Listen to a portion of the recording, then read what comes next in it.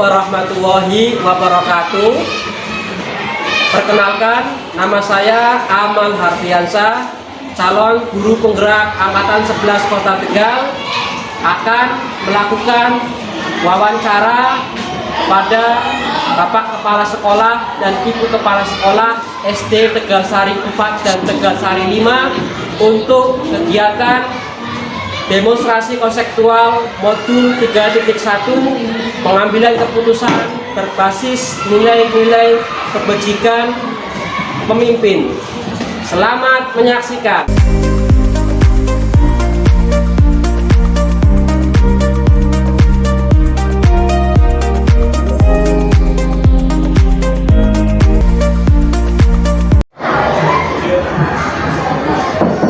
Assalamualaikum. Waalaikumsalam warahmatullahi wabarakatuh.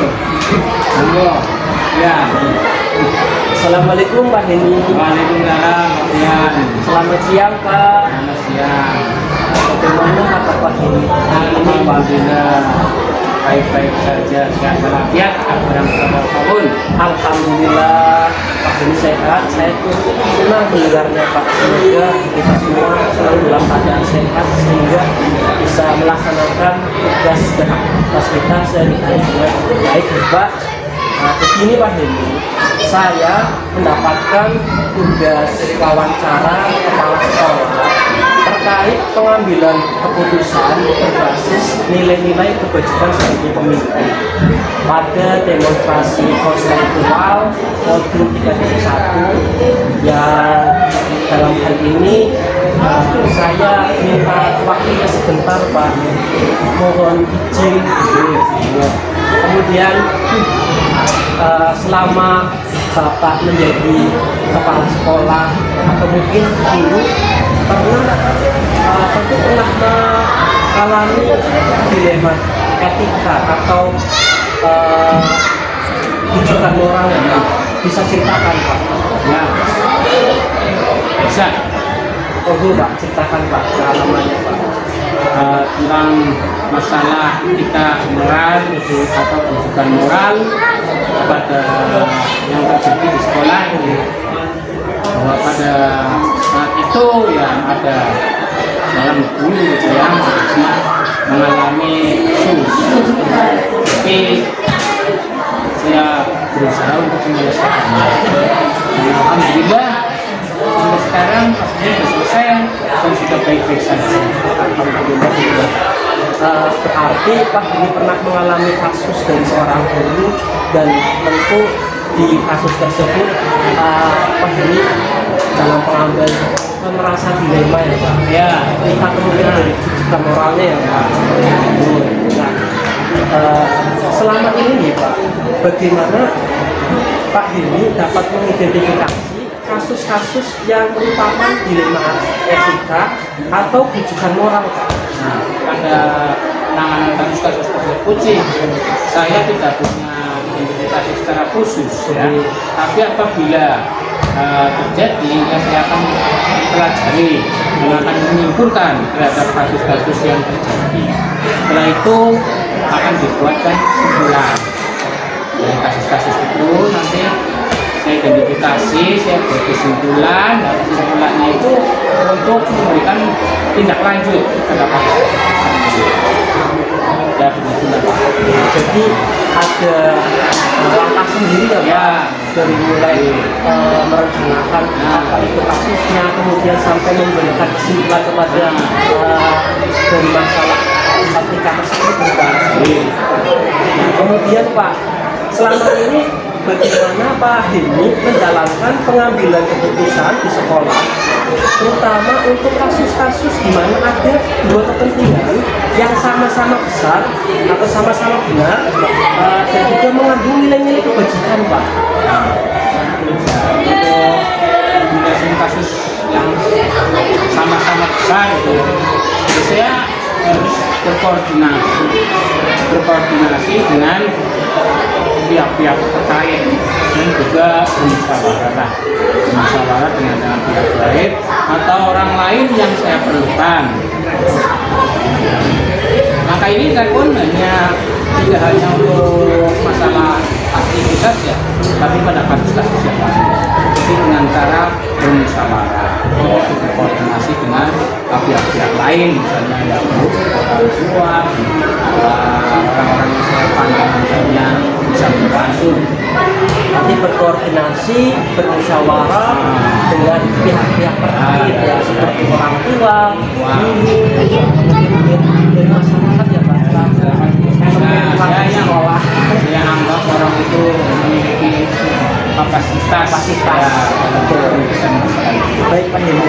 Selanjutnya, langkah-langkah atau prosedur seperti apa yang biasa Pak Heni lakukan selama ini Pak? Ya itu tadi udah mirip dengan jadi kalau menemui satu kasus itu ya yang pertama kan mengidentifikasi ya, habis mengidentifikasi dan mengumpulkan fakta-fakta. Setelah mengumpulkan fakta-fakta terus ya nanti baru mempertimbangkan. Dari pertimbangan itu saya baru bisa memutuskan. Tentu saja dengan cara berpikir yang jernih. Seperti itu lah Baik dari mengidentifikasi, kemudian mengumpulkan fakta-fakta yang relevan ya Pak. Terus kemudian baru bisa dibuat untuk mempertimbangkan apakah keputusan itu bisa tepat ya Pak. Dan juga dengan cara berpikir jernih. Kemudian hal-hal apa saja yang selama ini Pak Heni anggap efektif dalam pengambilan keputusan pada kasus-kasus dilema etika Pak? Hal-hal yang saya pakai itu apabila teman atau guru gitu ya yang bisa membantu saya dalam menyelesaikan permasalahan ini, itu sangat membantu buat saya. Jadi pihak-pihak lain yang relevan dengan kasus ini bisa membantu saya, jadi itu juga sangat efektif untuk menyelesaikan permasalahan ini. Dengan cara kolaborasi sama akan dijawab ya Pak. Dan kolaborasi. Kemudian hal-hal apa saja yang selama ini merupakan tantangan dalam pengambilan keputusan pada kasus-kasus dilema etika? Tantangan yang pernah saya alami itu misalnya ada guru senior yang mungkin tidak sepaham ya dalam pandangan kasus ini, kemudian orang baru jadi misalnya masih canggung lah, Canggung ya Pak. ya kesannya canggung dengan kursinya, walaupun ya lama-lama akan hilang juga sih perasaan itu, tapi ya itu merupakan satu tantangan buat saya. Jadi ya hanya seperti itulah tantangannya. Menghadapi orang yang lebih senior, ya kadang ada rasa kurang enak ya. Jadi Pak Heni mengalami semacam dilema etika ketika menjumpai guru senior karena Pak? Itulah Terkewuk. Tapi lama-lama bisa menjadi juga biasa gitu. Terima kasih Pak.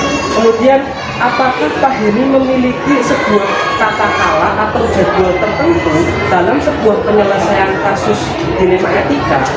Apakah Pak Heni langsung menyelesaikan di tempat atau memiliki sebuah jadwal untuk menyelesaikan? Bentuk atau prosedur seperti apa yang Pak Heni bisa jalankan? Jadi untuk tata cara sebenarnya tergantung dari permasalahan. Kalau permasalahannya memang harus diselesaikan saat itu juga, ya saya akan selesaikan saat itu. Tapi kadang ada permasalahan yang kadang membutuhkan waktu yang lama. Nah ini perlu saya pikirkan dan perlu saya koordinasikan dengan pihak-pihak lain. Kemudian setelah bisa menyimpulkan, bisa mengambil keputusan, baru diputuskan. Jadi kadang-kadang ya ada yang penyelesaiannya hari saat itu, kadang-kadang ada yang penyelesaiannya butuh waktu, jadi ya kita punya jadwal itulah. Jadi disesuaikan dengan masalah yang ada di lapangan ya Pak. Kemudian lanjut ya Pak, adakah seseorang atau faktor-faktor apa selama ini mempermudah atau membantu para guru dalam mengambil keputusan dalam kasus dilema etika, Mas? Jadi yang mempermudah saya ya itu teman sejawat ataupun rekan-rekan guru yang memiliki kemampuan dalam kasus tersebut, sehingga bisa bermusyawarah dengan saya atau berkolaborasi dengan saya bisa belajar dari dia gitu ya, akhirnya bisa menyelesaikan masalah tersebut gitu lah. Nah, mempermudah saya melalui sebuah koordinasi dan kolaborasi dengan rekan sejawat yang bisa membantu penyelesaian dalam menghadapi dilema etika tersebut ya Pak.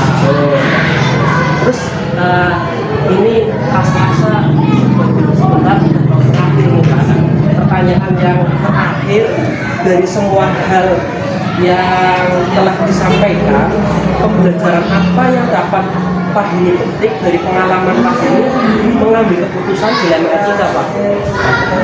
pelajaran yang menjadi efektif berarti dalam pengambilan keputusan itu diperlukan usaha dalam rangka mengambil suatu keputusan ya. Jadi kita kita bisa menerima dengan betul ya. Di pembelajarannya ya itu tadi bahwa permasalahan apapun harus diselesaikan dengan bermusyawarah, baik dalam mengaji maupun gitu. Jadi penyelesaiannya melalui musyawarah, kemudian juga disesuaikan dengan kebutuhan, ya sehingga keputusan yang diambil itu akan bermanfaat ya Pak, dan tanpa merugikan dari satu sisi yang lain gitu. Mungkin cukup sih Pak untuk wawancara hari ini, dan saya ucapkan terima kasih Pak mengganggu waktu Pak Dini istirahat. Dan saya izin undur diri untuk menyelesaikan tugas yang lain. Nah, terima kasih. Assalamualaikum. Waalaikumsalam warahmatullahi wabarakatuh.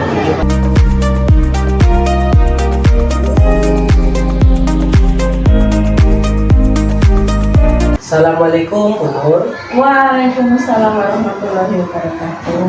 Selamat siang, Ibu. Selamat siang, Mas Ilan. Bagaimana kabar Ibu hari ini? Alhamdulillah baik. Begini Bu Nur, saya mendapatkan tugas demonstrasi konseptual modul 3.1 calon guru. Nah, di tugas ini saya akan melaksanakan wawancara bersama kepala sekolah yang dalam hal ini adalah Bu Hajah Nur Hidayati selaku pimpinan kepala sekolah SD Tegalsari 5, yang kaitannya dengan pengambilan keputusan berbasis nilai-nilai kebajikan sebagai pemimpin. Nah, sebelumnya Ibu, mohon maaf izin mengganggu waktunya sebentar. Gak apa-apa Mas. Selama Ibu menjadi kepala sekolah, ada mungkin pengalaman terkait dengan dilema etika yang Ibu rasakan. Nah, boleh diceritakan Bu? Terima kasih Mas ya. Saya akan mencoba ya. Saya akan menjawab pertanyaan dari Pak Fian terkait dengan dilema etika yang ada di sekolah di Tegalsari 5 ini ya Mas. Dilema etika itu adalah suatu bagaimana kita sebagai pemimpin akan menjumpai dilema etika yang ada di sekolah. Contohnya, mungkin saya sebagai pemimpin baru di sini terkait dengan permasalahan-permasalahan dengan adanya mungkin guru-guru yang terlalu asik dengan dunia atau dengan istilahnya nyaman dengan adanya kegiatannya seperti itu menjadikan saya sebuah dilema bagi saya Mas. Itu betul-betul saya rasakan. Jadi mereka merasa ada di zona nyaman. Saya selaku pemimpin harus berusaha supaya teman-teman ini keluar dari zona nyamannya seperti itu Mas. Begitu ya Bu. Iya. Jadi yang Ibu rasakan terkait dengan dilema etika, kepenginannya itu guru-guru itu keluar dari zona nyaman dengan tujuan dan maksud yang baik agar guru itu bisa berkembang seperti itu. Iya Mas. Nah, selanjutnya ya Bu, saya ingin bertanya, selama ini bagaimana Bu Nur dapat mengidentifikasi kasus-kasus yang merupakan dilema etika atau bujukan moral itu? Dalam saya mengidentifikasi adanya kasus dilema etika, tentunya saya harus bertindak dengan istilahnya tidak langsung ke seseorang yang merujuk mempunyai problem dilema etika, tetapi saya akan melakukan suatu koordinasi dengan teman-teman. Perlahan-lahan saya bangkitkan kembali teman-teman, saya ingatkan kembali ke teman-teman agar di dalam saya mengambil keputusan itu tidak langsung to the point ke permasalahannya, tetapi saya akan berdiskusi dengan teman-teman sambil mencari apa sih sebabnya atau apa yang bisa saya bantu supaya teman-teman bisa keluar dari permasalahan tersebut. Oke, jadi melalui sebuah koordinasi dengan teman-teman sehingga Ibu bisa menjalankan keputusan itu yang bisa dipertanggungjawabkan juga. Lalu selama ini bagaimana Bu Nur menjalankan pengambilan keputusan di sekolah? Terutama untuk kasus-kasus di mana ada dua kepentingan yang sama-sama benar atau sama-sama mengandung nilai kebajikan. Ya, keputusan yang akan saya lakukan terkait dengan saya harus mengambil mana sih yang harus saya tentukan terlebih dahulu, karena sama-sama betul. Tentunya saya akan berkoordinasi, saya musyawarah dengan teman-teman, kiranya mana sih yang menjadi skala prioritas dan dari apa yang akan saya ambil keputusan dengan cara berdiskusi dengan teman-teman. Kita cari jalan keluar yang sama-sama tidak merugikan seperti itu. Jadi pakai skala prioritas, Pak. Menggunakan skala prioritas dengan berdiskusi, kemudian berkolaborasi, musyawarah, sehingga skala prioritas itu bisa sesuai dengan tepat. Nah, kemudian Ibu, langkah-langkah atau prosedur seperti apa yang biasa Ibu lakukan selama ini, Ibu? Ya, langkah-langkah atau yang saya lakukan, terutama di kegiatan rakor yang saya usahakan minimal 2 minggu sekali, saya berusaha ke teman-teman sambil menggali permasalahan yang terjadi, terus kita bersama-sama melakukan koordinasi, terus kita ambil keputusan secara bersama-sama biar ada saling keterbukaan di antara saya dan juga teman-teman, seperti itu Mas. Jadi tidak ada jadwal tertentu sih, jadi menyesuaikan atau fleksibel. Barangkali pas di tengah-tengah saya melakukan suatu kegiatan ada suatu permasalahan yang memang saat itu harus saya ambil keputusan, ya saya akan saat itu juga melakukan koordinasi dengan teman-teman, tidak harus menunggu atau saya menyesuaikan dengan jadwal, tidak. Jadi ada jadwal-jadwal tertentu yang saya lakukan, ada juga jadwal yang sifatnya insidental. Mendadak seperti itu. Kemudian hal-hal apa saja yang selama ini Ibu anggap efektif dalam pengambilan keputusan pada kasus-kasus dilema etika? Saya tadi kaitannya dengan yang saya lakukan itu berarti saya akan mengidentifikasi permasalahan tersebut, kemudian saya berusaha memberikan solusi dari contoh dilema etika yang terjadi di sekolah, kemudian kita bersama-sama melaksanakan apa yang sudah kita jadikan keputusan bersama. Melaksanakan keputusan bersama dengan cara bijaksana. Kemudian Bu Nur, hal-hal apa saja yang selama ini merupakan tantangan dalam pengambilan keputusan pada kasus-kasus dilema etika yang belum rasakan. Oke. Kadang ya terkait dengan faktor salah satunya mungkin senioritas ya. Senioritas. Ya, kadang saya masih merasa pekewo dengan senioritas, dalam artian ada guru yang senior, ketika saya akan mau mengambil kebijakan atau keputusan, saya masih berpikir ulang. Terus tapi kalau memang betul-betul itu untuk kepentingan bersama, itu akan saya hilangkan rasa senioritas, karena saya selaku pemimpin di sini, saya akan berbuat sesuai dengan aturan, sesuai dengan keadaan. Jadi pelan-pelan saya berusaha menghilangkan rasa pekewo, rasa senioritas tersebut, Pak Rian. Oke. Jadi Bu Nur mengalami hal tersebut, kemudian dari Bu tadi Rasa pekewonya itu dihilangkan, karena sebagai pimpinan juga ada saatnya mengambil keputusan yang memang betul-betul bermanfaat ya untuk semuanya. Ya. Kemudian apakah Bu Nur memiliki sebuah kata-kala atau jadwal tertentu dalam sebuah penyelesaian kasus dilema etika? Apakah Bu Nur langsung menyelesaikannya di tempat atau memiliki sebuah jadwal untuk menyelesaikannya? Bentuk atau prosedur seperti apa yang Bu Nur jalankan?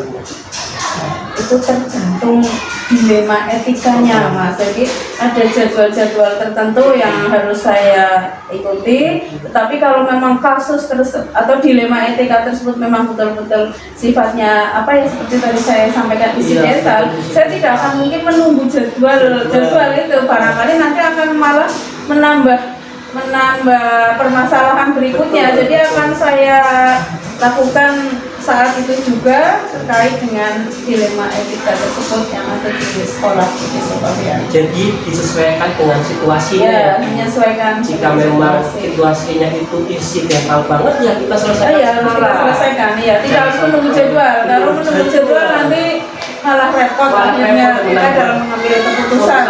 Iya. Itu tidak akan memecahkan masalah dilema etika sendiri. Oke, Bu Nur. Lanjut nih Bu Nur.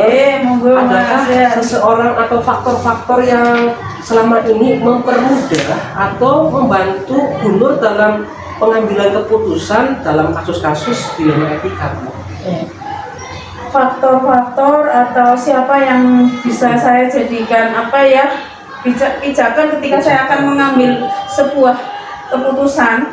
Tentunya saya akan mencari inti dari permasalahan atau dilema etika tersebut. Kalau memang saya tidak bisa memecahkan sendiri setelah ada musyawarah dengan teman-teman, istilahnya keputusan tersebut saya masih merasa bimbang, masih merasa ragu, saya akan berkonsultasi dengan pengawas. Dalam hal ini selaku pembina saya di lingkungan kerja saya, minta arahan, petunjuk dan dari beliau yang tentunya mungkin lebih dulu berkecimpung terkait dengan dilema etika seperti itu. Jadi saya mengambil keputusan dengan cara yang tidak memberatkan. Saya sendiri juga akan merasa puas dengan adanya keputusan yang saya buat, tetapi di mana keputusan itu tidak memuaskan diri saya sendiri, tapi saya harus bisa memuaskan ke semua teman seperti itu. Keputusan tersebut bisa diterima oleh semua tanpa ada yang merasa dirugikan. Juga dengan melalui langkah-langkah seperti berkoordinasi dengan rekan sejawat, dengan pengawas, seperti itu. Nah, dirasa-rasa ini pertanyaan terakhir. Gimana Pak Fian? Dari semua hal yang telah Ibu sampaikan, pembelajaran apa yang dapat Ibu petik dari pengalaman Ibu mengambil keputusan dilema etika? Pembelajaran yang saya petik dari kegiatan pengambilan keputusan permasalahan dilema etika adalah saya akan selalu mengutamakan dalam mengambil keputusan dengan cara bermusyawarah. Dari hal-hal kecil di sekolah saya akan melakukan pendekatan, itu salah satu pendekatan saya dengan teman-teman yang ada di sekolah. Jadi dengan musyawarah kita pecahkan bersama-sama dari hal yang paling kecil sampai hal yang paling besar. Itu adalah suatu pembelajaran bagi saya selaku pemimpin di sini, Pak Pian. Jadi antara saya selaku pemimpin di sekolah dengan teman itu tidak ada istilahnya saya sebagai atasan yang punya kuasa dan saya pengambil kuasa penuh dari kepemimpinan atau keputusan, tetapi saya bersama-sama dengan teman-teman ingin mendampingi mereka supaya mereka juga merasa nyaman. Nyaman dalam artian bukan nyaman senyaman-nyamannya teman-teman, tetapi dalam artian saling keterbukaan antara saya dengan teman-teman selaku rekan sejawat di sekolah, seperti itu Pak Pian. Jadi selaku pimpinan Gubernur melakukan suatu pendekatan terhadap rekan-rekan sejawat, kemudian juga dengan cara bermusyawarah supaya hasil keputusannya memang benar-benar dirasakan betul, kemudian juga teman-teman yang lain tidak merasa terganggu dengan keputusan yang telah ibu buat, sehingga keputusan itu bisa dijalankan dengan baik oleh rekan-rekan yang lain. Karena tidak ada kesenjangan dari guru selaku pimpinan maupun guru sebagai bawahannya. Betul ya. Jadi memang seperti luar biasa sekali itu. Saya tidak sewenang-wenang selaku pemimpin di sini akan mengambil keputusan yang harus serta-merta diikuti oleh teman-teman, tidak. Tetapi saya berusaha itu tadi biar sama-sama enak, kita berjalan berdampingan seperti itu Pak Pian. Mudah-mudahan setelah ini Bu, jadi kita bisa mengambil pelajaran khususnya untuk saya sendiri selaku calon guru penggerak yang banyak belajar dari Bu Nur selaku kepala sekolah di sini. Saya merasa senang Bu bisa mewawancarai dan bisa berdialog dengan Ibu, dan harapan saya juga mudah-mudahan ini bermanfaat untuk semua, dalam arti saya bisa menerapkan ya kebijakan-kebijakan yang baik saat saya dihadapi dengan keputusan dilema etika atau rujukan moral. Iya Mas, kita sama-sama belajar lah di sekolah. Panjenengan sebagai calon guru penggerak, otomatis di sana sudah statementnya guru penggerak itu adalah sebagai agen perubahan, agen pembelajaran yang diharapkan dari pemerintah supaya bisa membawa teman-teman ke arah yang lebih baik lagi. Nah, saya berusaha, ayo bareng-bareng kita belajar supaya pembelajaran yang ada di sekolah khususnya di mana kita tempat bekerja itu bisa betul-betul ada perubahan, terus yang nanti endingnya adalah untuk peningkatan kualitas pembelajaran pendidikan khususnya yang ada di Indonesia, begitu Pak Pian. Mungkin cukup gitu untuk wawancara pada kesempatan ini. Saya mohon doanya Bu supaya bisa menerapkan pengambilan keputusan yang baik agar tidak dilema etika lagi ataupun merasa adanya rujukan moral ya, sehingga suatu saat bisa sesuai dengan yang Ibu katakan, bisa menjadi agen perubahan untuk pembelajaran bukan hanya di lingkup sekolah tapi juga di Indonesia. Terima kasih waktunya Bu. Sama-sama Pak Pian, mudah-mudahan sukses, lancar sampai nanti di panen raya. Assalamualaikum. Waalaikumsalam warahmatullahi wabarakatuh.